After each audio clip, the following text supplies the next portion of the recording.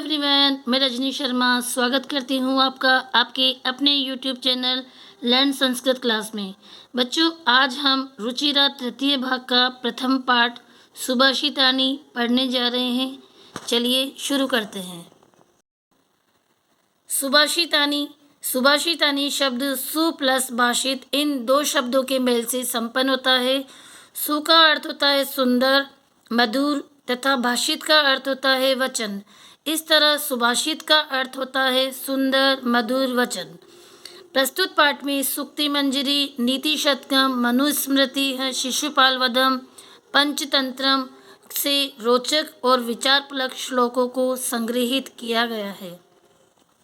हमारा पहला श्लोक है, गुणा गुणगेषु गुणा भवन्ति ते निर्गुणं प्राप्य भवन्ति दोषाः। सुस्वादु तोया प्रभवन्ति नद्यः समुद्रम आस्याद्य भवन्त्य अपेया। गुण गुण गुणगेषु गुणा भवन्ति, गुण गुणवान के पास पहुँच कर के गुणा भवन्ति गुण हो जाते हैं, अर्थात गुण गुणवान व्यक्ति के पास पहुँच कर के गुण में परिवर्तित हो जाते हैं। ते वे निर्गुणम प्राप्य भवन्ति दोषा, वे ही गुण निर्गुणम प्राप्य निर्गुण व्यक्ति के पास पहुंचकर अर्थात गुणहीन व्यक्ति के पास पहुंचकर दोषा भवन्ति दोष में परिवर्तित हो जाते हैं।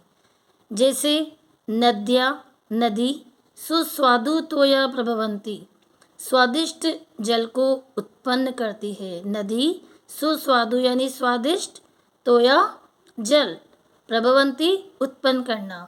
नदी स्वादिष्ट जल को उत्पन्न करती है, किंतु वही नदी समुद्रम आसाद्य, समुद्र में मिलकर के, समुद्रम आसाद्य समुद्र में पहुंचकर, समुद्र में जाकर मिलकर अपेया, अपेया पेया अर्थात होता है पीने योग्य, अपेय का अर्थ होता है नहीं पीने योग्य।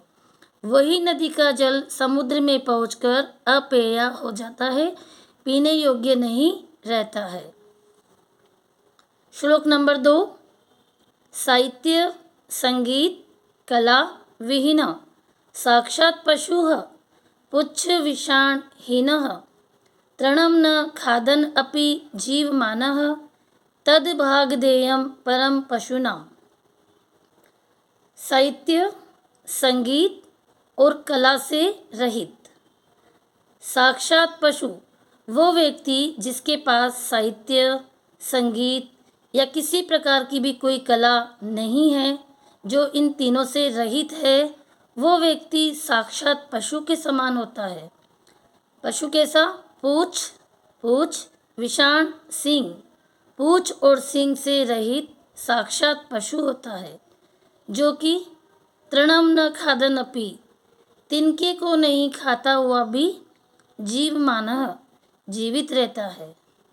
तद्भागधेयं परम पशूनाम, ये पशुओं का यह पशुओं का परम भाग्य है कि वो मनुष्य तिनके को यानी घास को नहीं खाता है। अर्थात कहने का मतलब ये है बच्चों कि व्यक्ति जो है उसके पास साहित्य संगीत कला अगर वो इन तीनों से रहित है तो वो साक्षात पशु के समान होता है। जो केवल पशु क्या खाता है? तिनका खाता है, घास खाता है। तो ऐसा वो मनुष्य तिनका तो नहीं खाता है, घास नहीं खाता है, तो तिनका वो घास नहीं खाते हुए भी वो जीवित रहता है। इसमें पशुओं का परम भाग्य है।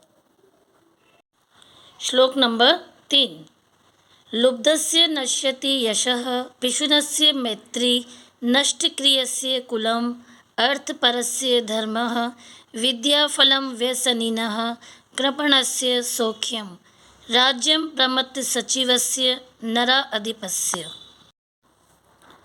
लुब्धस्य नश्यति यश, लोभी व्यक्ति का यश नष्ट हो जाता है। पिशुनस्य मैत्री, पिशुन चुगली करने वाला, चुगलखोर, चुगली करने वाले व्यक्ति का मैत्री मित्रता भी नष्ट हो जाती है। नष्ट क्रियस्य कुलम, जिसकी संपूर्ण क्रिया नष्ट हो गई है, अर्थात जो अकर्मण्यवादी है, किसी प्रकार के कार्य को नहीं करता है, ऐसे व्यक्ति का कुल भी नष्ट हो जाता है।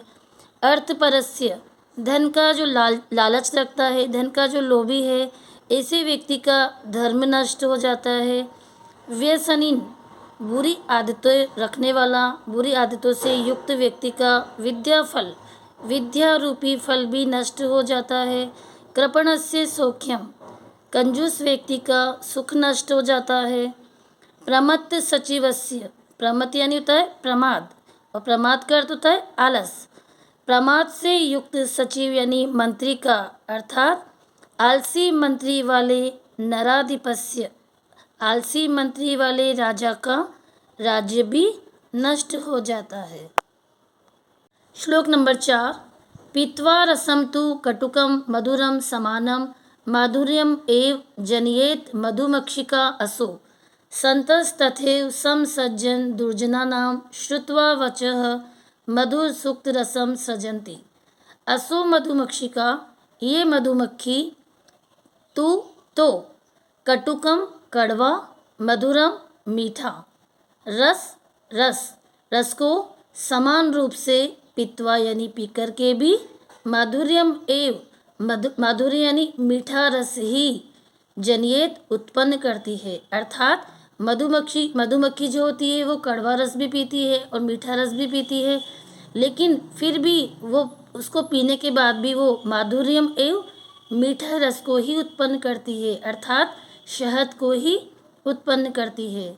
तथैव संत व्यक्ति, संतस तथैव सम सज्जन दुर्जनाम, तथैव उसी प्रकार से जो संत व्यक्ति होते हैं, सज्जन व्यक्ति होते हैं, वो भी सज्जन या दुर्जना नाम, सज्जन और दुर्जन व्यक्तियों के साथ रह कर के भी श्रुत्वा वच मधु सुक्त रसम सजंती, उनके श्रुत्वा वच, उनके वचनों को सुनकर के भी मधु सुक्त रसम यानी मीठी वाणी का ही निर्माण करते हैं। कहने का मतलब यह है बच्चों कि संत व्यक्ति सज्जन व्यक्ति की बात भी सुनते हैं, दुर्जन व्यक्ति की बात भी सुनते हैं, लेकिन उन दोनों की बात को सुनने के बाद भी वो मधु रस सुक्त रसम सृजंती, मीठी वाणी का ही निर्माण करते हैं, अर्थात मीठा वचन ही बोलते हैं। श्लोक नंबर 5। विहाय पौरुषम यो हि देवम एव अवलंबते प्रासाद सिंहवत तस्य मूर्धनि तिष्ठन्ति वायसा।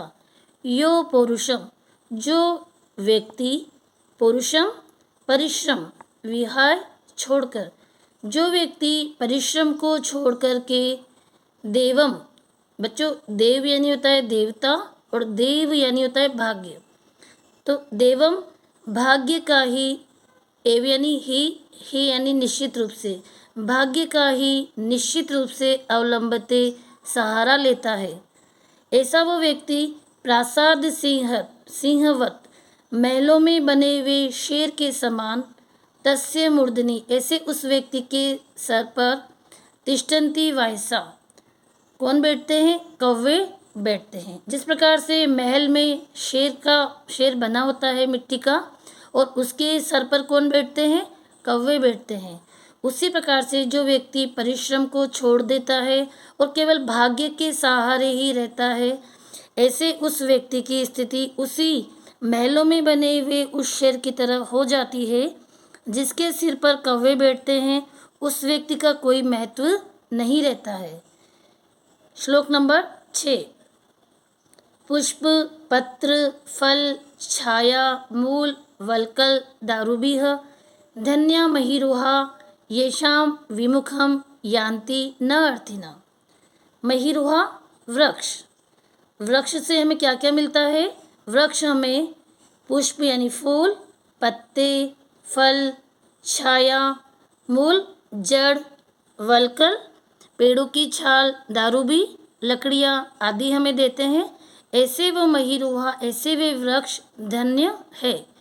येषाम विमुख यान्ति न अर्थिना, जिनसे विमुखम यान्ति न अर्थिना, जिनसे कोई भी याचक विमुखम निराश नहीं होते हैं। अर्थात कोई भी याचक यानी मांगने वाला जब कोई आता है वृक्ष के पास तो वो खाली हाथ नहीं जाता है। इस प्रकार वृक्ष से हमें क्या क्या मिलता है बच्चों? फूल, पत्ते, फल, छाया, जड़, पेड़ की छाल, लकड़ियाँ आदि। इसलिए ऐसे पेड़ों को क्या बोला गया है? धन्य बोला गया है। जिसके कारण क्या होता है, याचक कभी भी उनसे विमुख नहीं होते हैं, अर्थात पेड़ों के पास देने के लिए बहुत कुछ होता है, वो याचक को कभी भी खाली हाथ नहीं लौटाते हैं। ऐसे वो वृक्ष धन्य है। चिंतनीया हि विपदाम आदावेव प्रतिक्रिया न कूपखननम युक्तम प्रदीप्ते अग्निना ग्रहे। विपदाम विपत्ति, बच्चों ये दो शब्दों से मिलकर बना है आदो प्लस एव। विपत्ति के आदो यानी प्रारंभ में ही, विपत्ति के प्रारंभ में ही यदि कोई विपत्ति आती है तो उसकी शुरुआत में ही उसकी प्रतिक्रिया के बारे में हमें चिंतनीय, निश्चित रूप से हमें उसके बारे में सोचना चाहिए। न कूप खननम युक्तम प्रदीप्ते अग्निना ग्रहे। घर में आग प्रदीप्त यानी लग जाने पर उसी समय कुआं खोदना उचित नहीं है, अर्थात विपत्ति के पहले ही हमें उसका समाधान ढूंढ लेना चाहिए। विपत्ति आने के बाद उसका समाधान ढूंढना उसी प्रकार से अनुचित होता है जैसे घर में आग लग जाने पर उसी समय कुआं खोदना।